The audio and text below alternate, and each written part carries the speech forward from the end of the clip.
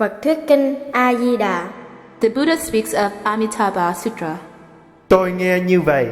Một thuở nọ, Đức Phật ở tại nước Xá Vệ, trong vườn kỳ thụ cấp cô độc, cùng với đại tỳ kheo tăng 1250 vị, đều là các bậc đại A-la-hán mà ai cũng quen biết, như là trưởng lão Xá Lợi Phất, Ma-ha Mục Kiền Liên, Ma-ha Ca Diếp, Ma-ha Ca Chiên Diên, Ma-ha Câu Hy La, Ly Bà Đa, Châu Lại Bàn Đà Già, Nang Đà, A Nan Đà, La Hầu La, Kiều Phạm Ba Đề, Tân Đầu Lo Phả La Đọa, Ca Lưu Đà Di, Ma Ha Kiếp Tân Na, Bạc Câu La, A Nậu Lâu Đà và các đại đệ tử khác như vậy, cùng chư Bồ Tát Ma Ha Tát, Văn Thù Sư Lợi Pháp Vương Tử, A Dật Đa Bồ Tát, Càn Đà Ha Đề Bồ Tát, Thường Tinh Tấn Bồ Tát và các đại Bồ Tát khác như thế, cùng với Thích Đề Hoàng Nhân và vô lượng chư thiên đại chúng đồng câu hội. Lúc bấy giờ, Phật bảo Ngài trưởng lão Xá Lợi Phất: Từ đây về hướng Tây, vượt qua 10 vạn ức cõi Phật, có một thế giới tên là Cực Lạc. Trong cõi nước ấy có Đức Phật, hiệu là A Di Đà, hiện đang thuyết pháp ở đó. Này Xá Lợi Phất, vì sao cõi nước kia tên là Cực Lạc?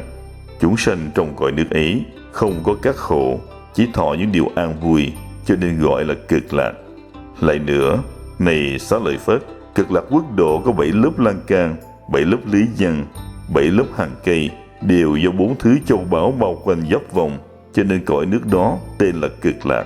Lại nữa, này Xá Lợi Phất, Cực Lạc quốc độ có ao 7 báo, với nước 8 công đức, tràn đầy trong ấy.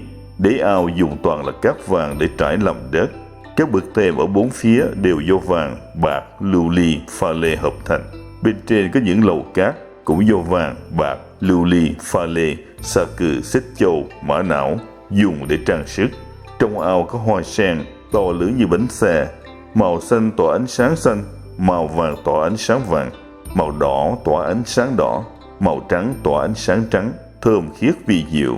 Này Xá Lợi Phất, Cực Lạc quốc độ thành tựu công đức trang nghiêm như thế. Lại nữa, này Xá Lợi Phất, cõi nước Phật kia thường trỗi nhạc trời, vàng kim làm đất, ngày đêm 6 thời mưa hoa trời Mạn Đà La. Chúng sanh trong nước đó thường vào buổi sáng sớm lấy những túi vải đựng các thứ hoa vi diệu, đem cúng dường 10 vạn ức Phật độ ở phương khác.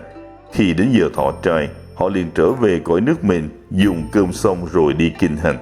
Này Xá Lợi Phất, Cực Lạc quốc độ thành tựu công đức trang nghiêm như thế. Lại nữa, này Xá Lợi Phất, cõi nước đó thường có các loài chim với nhiều màu sắc, xinh đẹp lạ thường như bạch hạc, khổng tước, anh vũ, xá lợi, ca lân tần dạ và chim cộng mạng. Những loài chim này ngày đêm 6 thời hót lên âm thanh hòa nhã, tiếng ấy diễn sướng ngũ căn, ngũ lực, thất bồ đề phần, bát thánh đạo phần và các pháp như vậy. Khi chúng sanh ở cõi nước đó nghe được thanh âm này, họ thấy đều niệm Phật, niệm Pháp, niệm Tăng. Này Xá Lợi Phất, ông chớ cho rằng các loài chim này thật là do tội báo mà sanh ra. Tại sao thế? Vì cõi nước Phật kia không có 3 ác đạo. Này Xá Lợi Phất, ở cõi nước Phật kia, ngay cả tên của 3 ác đạo còn không có, hà huống lại có thật. Những loài chim ấy đều do Đức Phật A Di Đà vì muốn cho pháp âm truyền lưu mà biến hóa ra như thế. Này Xá Lợi Phất, ở cõi nước Phật kia, gió thổi nhẹ làm lay động các hàng cây báo và màn lưới báo, phát ra âm thanh vi diệu như trăm ngàn thứ nhạc đồng thời trỗi lên. Những ai nghe tiếng ấy rồi đều sẽ tự nhiên sanh tâm niệm Phật, niệm Pháp, niệm Tăng. Này Xá Lợi Phất, cõi nước Phật kia thành tựu công đức trang nghiêm như thế. Này Xá Lợi Phất, ý ông nghĩ thế nào? Đức Phật đó vì sao hiệu là A Di Đà? Này Xá Lợi Phất, Đức Phật đó có ánh sáng vô lượng, chiếu khắp cõi nước 10 phương, không bị chướng ngại, thế nên hiệu là A Di Đà. Lại nữa, này Xá Lợi Phất, thọ mạng của Đức Phật kia và nhân nhân của Ngài dài vô lượng vô biên A Tăng kỳ kiếp, thế nên gọi là A Di Đà. Này Xá Lợi Phất, Đức Phật A Di Đà từ khi thành Phật cho đến nay đã được 10 kiếp. Lại nữa, này Xá Lợi Phất, Đức Phật đó có vô lượng vô biên chúng đệ tử thanh văn, đều là những vị A-la-hán, không thể dùng toán số mà biết được, còn chư Bồ Tát thì cũng nhiều như vậy. Này Xá Lợi Phất, cõi nước Phật kia thành tựu công đức trang nghiêm như thế. Lại nữa, này Xá Lợi Phất, chúng sanh được sinh về cõi nước Cực Lạc đều là những vị bất thối chuyển, trong đó có nhiều vị là nhất sanh bổ xứ. Số ấy rất đông, không thể dùng toán số mà biết được, chỉ có thể nói là nhiều vô lượng vô biên A Tăng Kỳ. Này Xá Lợi Phất, chúng sanh nào nghe được những điều này nên phát nguyện sanh về cõi nước kia. Tại sao thế?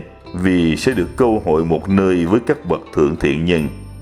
Này Xá Lợi Phất, không thể chỉ có chút thiện căn và phước đức nhân duyên mà được sanh về nước kia đâu.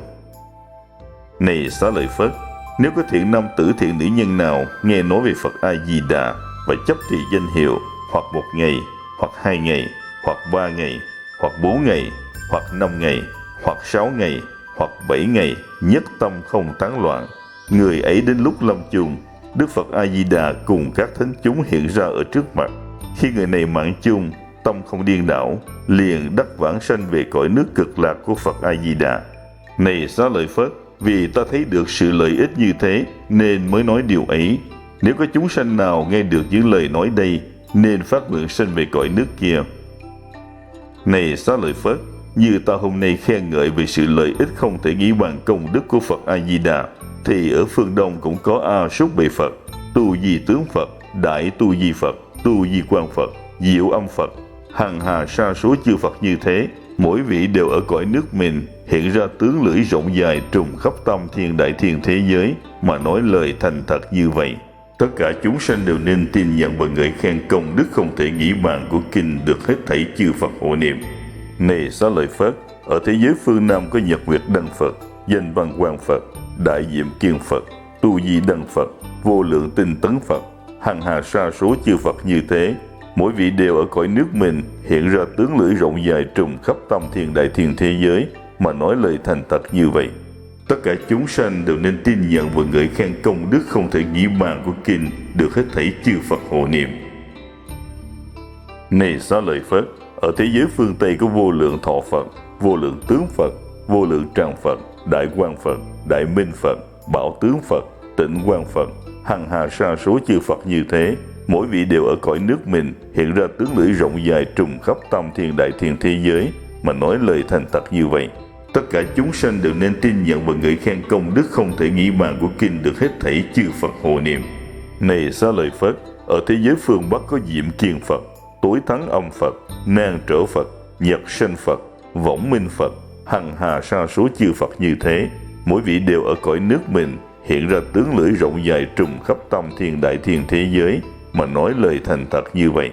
Tất cả chúng sanh đều nên tin nhận và ngợi khen công đức không thể nghĩ bàn của kinh được hết thảy chư Phật hộ niệm.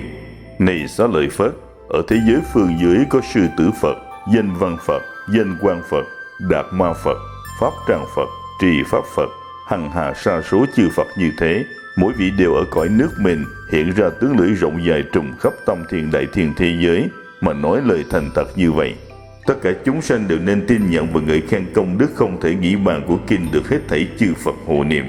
Này Xá Lợi Phất, ở thế giới phương trên có Phạm Âm Phật, Túc Vương Phật, Hương Thượng Phật, Hương Quang Phật, Đại Diệm Kiên Phật, Tập Sắc Bảo Hoa Nghiêm Thân Phật, Sa La Thụ Vương Phật, Bảo Hoa Đức Phật, Kiến Nhất Thiết Nghĩa Phật, Như Tu Di Sơn Phật, hằng hà sa số chư Phật như thế, mỗi vị đều ở cõi nước mình hiện ra tướng lưỡi rộng dài trùm khắp tam thiên đại thiên thế giới mà nói lời thành thật như vậy.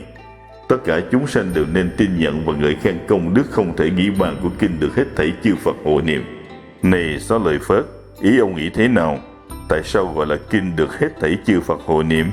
Này Xá Lợi Phất, nếu có thiện nam tử thiện nữ nhân nào nghe kinh này và thọ trì, cùng nghe được danh hiệu của các Đức Phật, thì những thiện nam tử thiện nữ nhân ấy đều sẽ được tất cả chư Phật hộ niệm và đều được bất thối chuyển nơi đạo quả vô thượng chánh đẳng chánh giác. Vì thế, này Xá Lợi Phất, các ông đều nên tin nhận lời ta và lời của chư Phật nói. Này Xá Lợi Phất, nếu có người đã phát nguyện, đang phát nguyện, sẽ phát nguyện, muốn sanh về cõi nước của Phật A Di Đà, thì những người ấy hoặc đã sanh, hoặc đang sanh, hoặc sẽ sanh về cõi nước kia đều được bất thối chuyển nơi đạo quả vô thượng chánh đẳng chánh giác. Vì thế, này Xá Lợi Phất, trong các thiện nam tử thiện nữ nhân, nếu có ai tín thọ, hãy nên phát nguyện sanh về cõi nước kia. Này Xá Lợi Phất, như ta hôm nay khen ngợi công đức không thể nghĩ bàn của chư Phật, các Đức Phật đó cũng ngợi khen công đức không thể nghĩ bàn của ta mà nói lời như vậy. Thích Ca Mâu Ni Phật đã làm được những việc rất khó và hiếm có thể ở cõi tam bà, trong đời ngũ trượt ác thế, kiếp trượt, kiến trượt, phiền não trượt, chúng sanh trượt, mạng trượt, đắc quả A Nậu Đa La Tam Miệu Tam Bồ Đề, và vì các chúng sanh nói pháp mà tất cả thế gian đều khó tin. Này Xá Lợi Phất, ông nên biết, ta ở trong đời ác năm trượt, làm những việc khó làm, đắc quả vô thượng chánh đẳng chánh giác, và vì hết thảy thế gian mà nói pháp khó tin này, thật là rất khó. Khi Phật thuyết kinh này xong, Ngài Xá Lợi Phất và các tỳ kheo, tất cả trời người, Atula trong thế gian, sau khi nghe Phật nói, đều hoan hỷ tín thọ, đảnh lễ, rồi cáo lui. Phật thuyết kinh A Di Đà.